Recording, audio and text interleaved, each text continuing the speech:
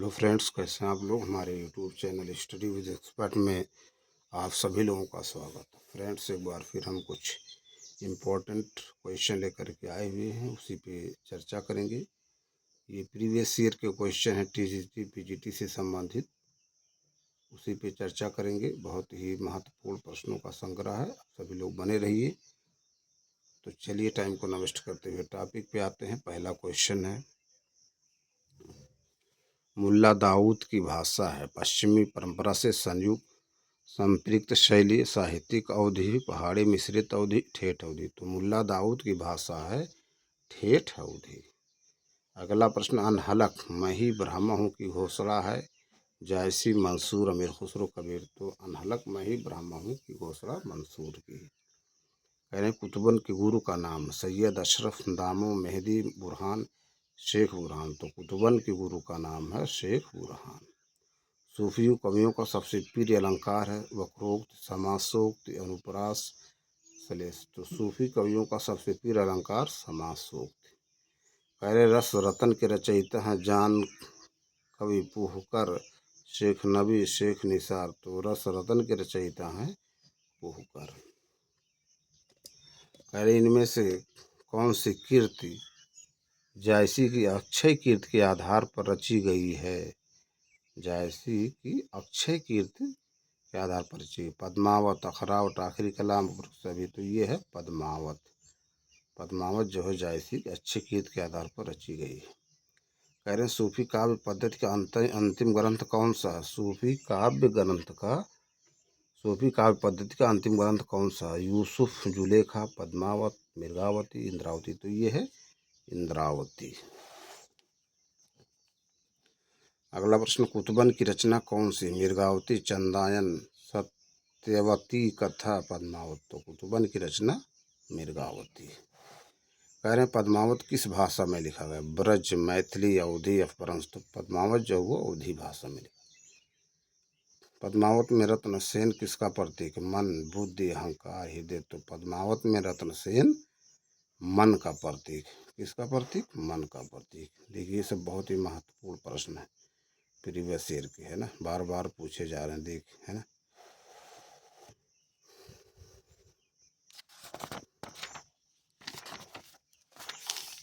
कुछ और प्रश्न है, उस पर चर्चा करते हैं।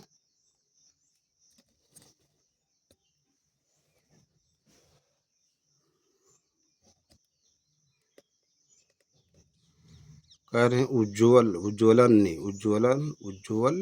नीलमणि। नीलमणि के रचयिता कौन है। उज्ज्वल नीलमणि के रचयिता कौन है। रूप गोस्वामी, वल्लभाचार्य, विठलनाथ, माधवाचार्य। तो उज्ज्वल नीलकमणि के रचयिता हैं रूप गोस्वामी। हित 84 के रचयिता हैं नंददास, हित हरिवंश, चित स्वामी, स्वामी हरिदास। हित 84 के रचयिता हैं हित हरिवंश। जायसी किस धारा के कवि हैं। ज्ञानमार्गी काव्य धारा, प्रेमाख्यान काव्य धारा, नाथ पंथी काव्य धारा, रासक काव्य धारा। तो जायसी जो है वो प्रेमाख्यानक काव्य धारा के कवि। अगला प्रश्न, कौन सी रचना जायसी कीर्ति नहीं है। कौन सी रचना जायसी कीर्ति नहीं है। मधुमालती, पद्मावत, अखरावट, आखिरी कलाम। तो जायसी की कीर्ति नहीं है मधुमालती। मधुमालती जो है ये जायसी की कीर्ति नहीं। बाकी पद्मावत, अखरावट, आखिरी कलाम ये सब उनकी रचना है। अरे इनमें से जायसी की कौन सी रचना नहीं है। आखिरी कलाम, अखरावट, पद्मावत, चित्रावली। ये चित्रावली। देख रहे हैं, वही क्वेश्चन जो है ना, बस थोड़ा भाषा बदल दिया गया है। 2009 में 2011 में पूछा गया, थोड़ा सा बदल दिया गया है भाषा। पद्मावत को समासोक्त किसने कहा है। गणपति चंद्रगुप्त, आचार्य रामचंद्र शुक्ल, माता प्रसाद गुप्त, राम कुमार वर्मा। तो पद्मावत को समासोक्त आचार्य रामचंद्र शुक्ल ने कहा है। अगला प्रश्न है, कहें सूफी प्रेमाख्यानक रचनाओं की भाषा कौन सी है। सूफी प्रेमाख्यानक रचनाओं की भाषा कौन सी है। अवधी, ब्रज, बुंदेली, खड़ी बोली। तो सूफी प्रेमाख्यानक रचनाओं की भाषा अवधी है। अगला प्रश्न, मलिक मोहम्मद जायसी को जायसी कहा जाता है क्योंकि वे जायस गोत्र में पैदा हुए थे, जायस मत के मानने वाले थे, जायस नामक स्थान के निवासी थे उपरुक्त में से कोई नहीं। तो मलिक मोहम्मद जायसी को जायसी कहा जाता क्योंकि वे जायक नामक स्थान के निवासी थे। जायस। अगला प्रश्न कह रहे हैं पद्मावत में पद्मिनी प्रतीक है साधक की, शैतान की, परम सत्ता की प्रकृति। तो पद्मावत में पद्मिनी प्रतीक है परम सत्ता की, इसकी परम सत्ता की। अगला प्रश्न कह रहे हैं साधना की चार अवस्था शरीयत, तरीकत, मारिफत और हकीकत का संबंध है ज्ञान मार्गी साधना से, सूफी साधना से, इस्लाम धर्म साधना से, रीतिमुक्त काव्य से। साधना की चार अवस्था शरीयत, तरीकत, मारिफत और हकीकत का संबंध सूफी साधना से। किससे? सूफी साधना से। कुछ और प्रश्न उस पर चर्चा करते हैं।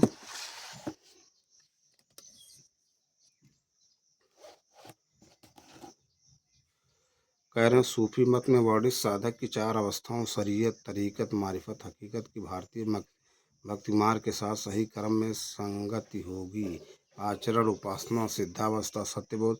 सत्यबोध, आचरण, उपासना, सिद्धावस्था। आचरण, सब उपासना, सत्यबोध, सिद्धावस्था। सत्यबोध, उपासना, आचरण, सिद्धावस्था। तो ये है आचरण, उपासना, सत्यबोध, सिद्धावस्था। ठीक। सूफी मत में वर्णित साधक की चार अवस्थाओं शरीयत, तरीकत, मारिफत, हकीकत की भारतीय भक्ति मार्ग के साथ सही क्रम यही है आचरण, उपासना, सत्यबोध, सिद्धावस्था। अगला प्रश्न इनमें से सूफी काव्यधारा का कवि कौन सा नहीं है? मुल्ला दाऊद, जायसी, नाभादास, कुतुबन। तो सूफी काव्यधारा का कवि जो नहीं है वो है नाभादास।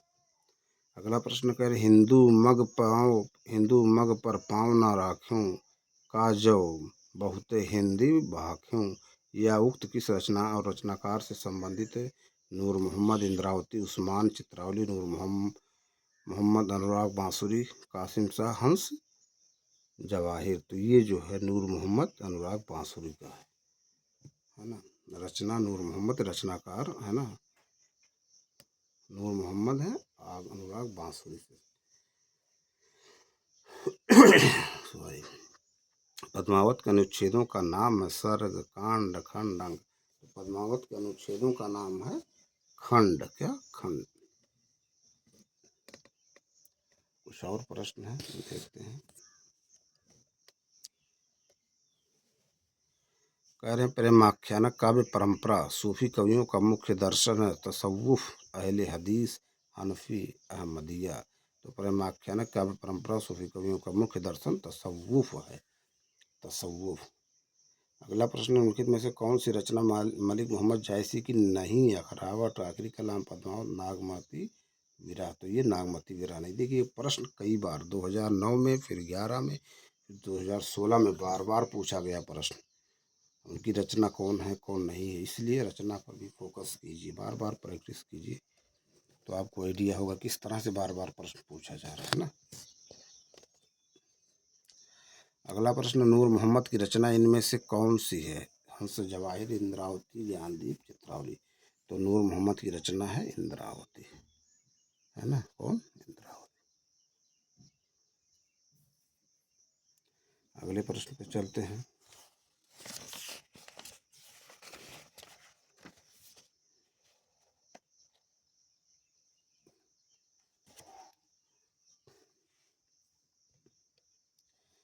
कह रहे पद्मावत को सूफी काव्य मानने से इनकार करने वाले आलोचक इनमें से कौन है? रामचंद्र शुक्ल, हजारी प्रसाद द्विवेदी, विजय देव नारायण शाही, नामवर सिंह। तो पद्मावत को सूफी काव्य मानने से इनकार करने वाले आलोचक विजय देव नारायण शाही। अगला प्रश्न सूफी काव्यधारा के पहले कवि हैं मलिक मोहम्मद जायसी, मुल्ला दाऊद, कुतुबन, मंझन। तो सूफी काव्यधारा के पहले कवि हैं मुल्ला दाऊद। मुल्ला दाऊद।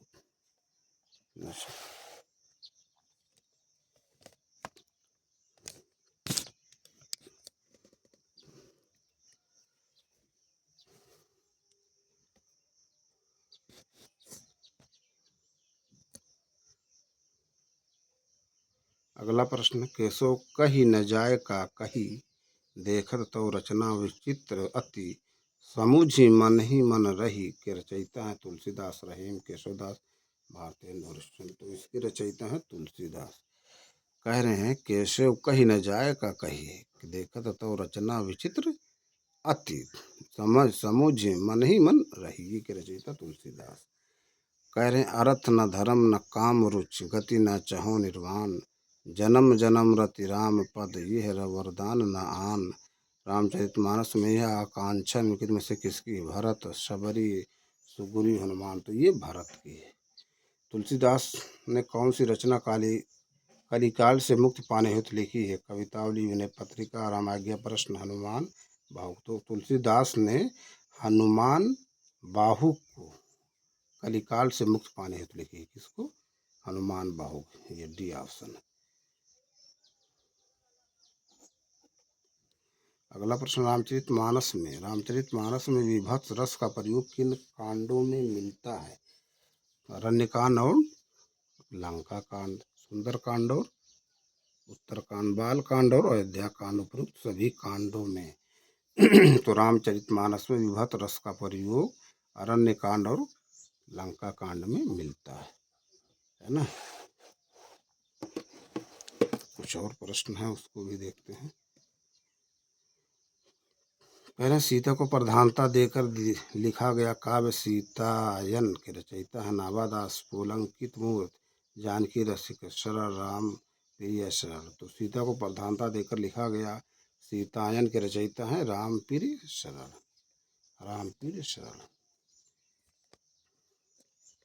अगले प्रश्न में चलते हैं। निम्नलिखित विकल्पों में से जो राम भक्ति काव्य की विशेषता नहीं उसे छांटिए। विष्णु के अवतार रूप में राम का वर्णन, लोक मंगल एवं समन्वय भावना का प्रतिपादन, असद प्रसद वृत्तियों की विजय, कृष्ण की विविध लीलाओं का गायन।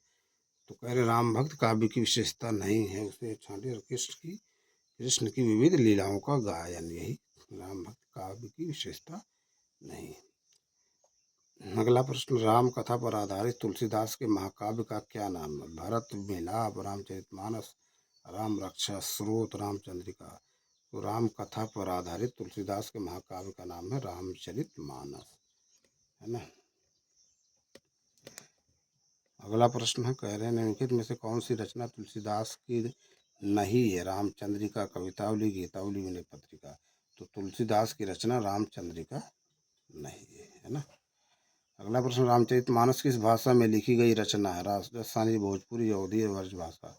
तो रामचरितमानस जो है वो अवधी भाषा में लिखी गई रचना है। रामचरितमानस किस भाषा में? अवधी। नेक्स्ट,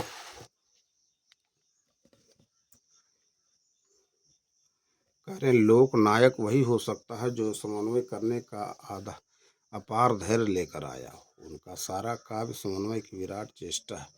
तुलसीदास के संबंध में यह कथन किसका है? रामचंद्र शुक्ल का, नंदुलाल वाजपेयी, हजारी प्रसाद द्विवेदी, गिरिवर्धन। तो लोकनायक वही हो सकता है जो समन्वय करने का अपार धैर्य लेकर आया हो। उनका सारा काव्य समन्वय की विराट चेष्टा है। ये तुलसीदास के संबंध में यह कथन हजारी प्रसाद द्विवेदी का। किसका? हजारी प्रसाद द्विवेदी। कह रहे हैं गोद लिए हुए हुलसी फिरें तुलसी सो सुत हो। यह पंक्ति इनमें से किस कवि की है? प्राणचंद्र चौहान, नाभादास, नरोत्तम दास, रहीम। तो ये है रहीम दास की पंक्ति है। अगला प्रश्न कह रहे हैं स्वामी अग्रदास किस काव्यधारा के कवि हैं? निर्गुण संत काव्यधारा, प्रेमाश्रयी काव्यधारा, राम भक्ति काव्यधारा, कृष्ण भक्त काव्यधारा। तो स्वामी अग्रदास जो है वो राम भक्त काव्यधारा के कवि है। अगला प्रश्न, रूपकों का बादशाह किसे कहा जाता? तुलसीदास, सूरदास, कबीरदास, परमानंद दास। रूपकों का बादशाह तुलसीदास को कहा जाता। अगला प्रश्न, गोस्वामी जी के पिता का नाम था? गोस्वामी जी के पिता का नाम था गंगाराम, आत्माराम, देवतादीन इनमें से कोई। तो गोस्वामी के पिता का नाम आत्माराम था। क्या? आत्माराम, है ना। अगला प्रश्न, रामानंद ने किस पुस्तक में अपनी पूरी गुरु परंपरा का उल्लेख किया है?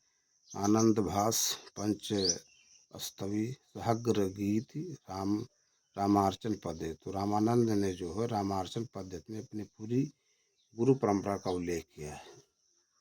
अगला प्रश्न, नाभादास कृत अष्टयाम नामक पुस्तक में किसकी दिनचर्या का वर्णन है? कृष्ण, राम, विष्णु, शंकर। तो नाभादास कृत अष्टयाम में राम की दिनचर्या का वर्णन है। अगला प्रश्न, नाभादास कृत भक्तमाल की भाषा है? नाभादास कृत भक्तमाल की भाषा अवधी, ब्रज भाषा, हिंदी, खड़ी बोली, मैथिली। तो नाभादास कृत भक्तमाल की भाषा ब्रज भाषा। कौन सी? ब्रज। अगला प्रश्न, राम रक्षा स्रोत रचना के लेखक है केशवदास, नाभादास, ईश्वरदास, रामानंद। राम रक्षा स्रोत रचना के लेखक है रामानंद। कौन? रामानंद। अगला प्रश्न, कीरत भनित भूति भली सोई, सुरसरि सब सुरसरि सम सब सब सुरसरि सम सब काहित होई। तुलसीदास की इस पंक्ति में कौन सा काव्य प्रयोजन स्पष्ट है? यश की प्राप्त, स्वांतः सुखाय, लोकमंगल, धनार्जन। तो कीरत भनित भूति भली सोई, सुरसरि सम सब काहित होई। तुलसीदास की इस पंक्ति में लोकमंगल काव्य का प्रयोजन स्पष्ट है। लोकमंगल काव्य का प्रयोजन स्पष्ट है। तो इस वीडियो को अब यहीं पर एंड करते हैं। हम अपने अगले वीडियो में फिर मिलेंगे कुछ नए प्रश्न, नए टॉपिक के साथ। आप लोग ज़्यादा से ज़्यादा हमारे YouTube channel study with expert को लाइक कीजिए, शेयर कीजिए, सब्सक्राइब कीजिए। Thank you friends.